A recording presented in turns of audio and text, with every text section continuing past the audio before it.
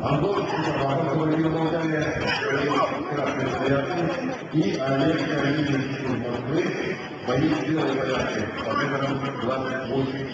В 2000 году на чемпионате России в четвертьфинале я сошелся уже зарекомендовавшимся положительным вторым тяжеловесом Олегом Калининым, на тот момент чемпионом Берлина, призером России.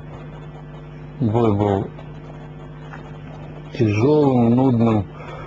Олег Калинин сам по себе силовой спортсмен, ударник, он не темповик, ничего, он просто бьет сильно.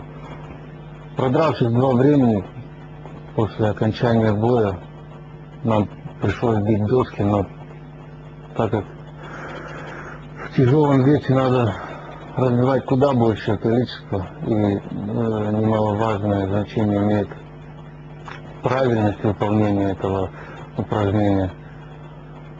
Я ударил неправильно и не смог разбить заказанное количество досок.